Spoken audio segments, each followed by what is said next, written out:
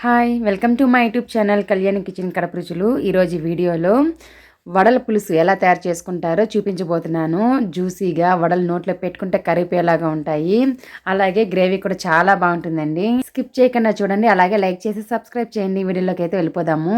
కొద్దిగా చింతపండు నానబెట్టుకోండి, ఎక్కువ వద్దు, కొద్దిగా నానబెట్టి పక్కన ఉంచేయండి. ఇప్పుడు స్టవ్ వెలిగించి ఒక కడాయి పెట్టుకోవాలి. తగినంత ఆయిల్ వేసుకోండి.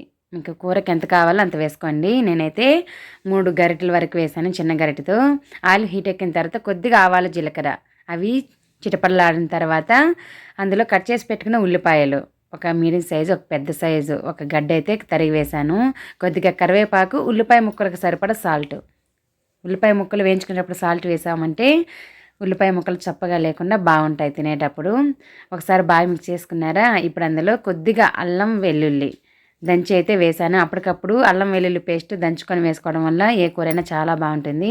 ఫ్లేవర్ కూడా చాలా బాగా వస్తూ ఉంటుంది. స్టోరేజ్ది అయితే అంతగా బాగుండదు. ఎప్పటికప్పుడు దంచి వేసుకుంటే చాలా బాగుంటుంది.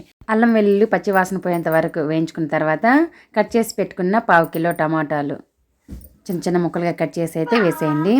అందులో కొద్దిగా పసుపు వేసేసి గరిటెతో ఒకసారి బాగా మిక్స్ చేసేయాలి. మనకి టమాటా ముక్కలు మెత్తబడితే సరిపోతుంది, ఎక్కువ మగ్గించుకోవాల్సినంత అవసరం లేదు. ఎందుకంటే మళ్ళీ మనం మసాలా పౌడర్లు యాడ్ చేస్తాం కదా, అప్పుడు మళ్ళీ మగ్గించుకుంటే కరెక్ట్గా సరిపోతుంది, రెండు వేగిపోతాయి. టమోటాలు కొంచెం మెత్తబడినాయి కదా, ఇప్పుడు ఈ టైంలో మనము మసాలా పొడులు అయితే వేసుకుందాము. నేనైతే 2 టేబుల్ స్పూన్స్ కొరియాండర్ పౌడర్ అయితే వేస్తున్నాను.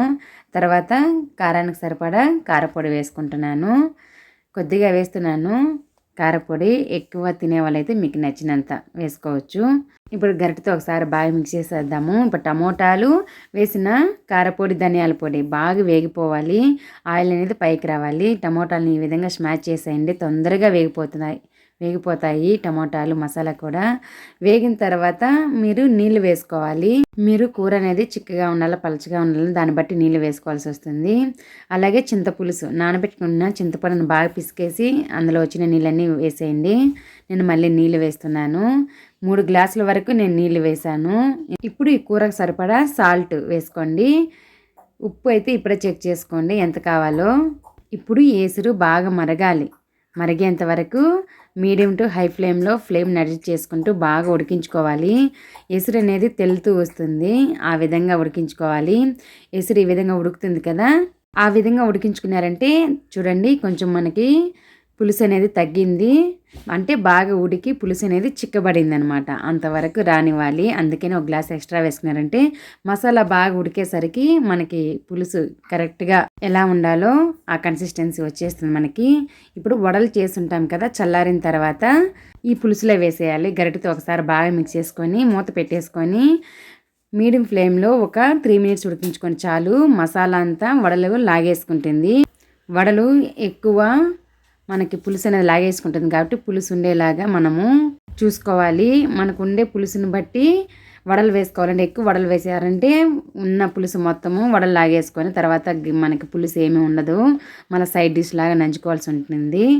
అలా కాకుండా కొద్దిగా వడలు వేసుకున్నారంటే మనకు పులుసు ఉంటుంది, అలాగే వడలు కూడా ఉంటాయి. దాన్ని బట్టి మీరు టమోటాలు, కారపొడి, ధనియాలపొడి ఎక్కువ క్వాంటిటీ వేసుకున్నారంటే ఈ విధంగా ఎక్కువ వడలు కూడా వేసుకొని చేసుకోవచ్చు. ఒక 3 నిమిషాల తర్వాత అయితే చూపిస్తున్నాను. వడల పులుసు అయితే రెడీ అయిపోయింది.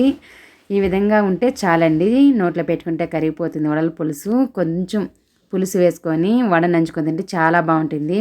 వడలు చేసేది చూపించలేదు, ఎందుకంటే ఆల్రెడీ సేమ్ ఇదే వడలు అప్లోడ్ చేస్తున్నాను, కడప సైడ్ చేసుకుని అలసంది బెడల వడలు అనేసి. ఒకసారి చూసి ఇంట్లో తప్పకుండా ట్రై చేయండి. సేమ్ ఇదే వడలతో అయితే నెక్స్ట్ టైం ఇంకో రెసిపీ చూపిస్తాను, అది కూడా గ్రేవీ సూపర్ స్పైసీగా ఉంటుంది. Thanks for watching. Full video చూసిన వాళ్ళందరికీ చాలా థ్యాంక్ యూ. బాయ్.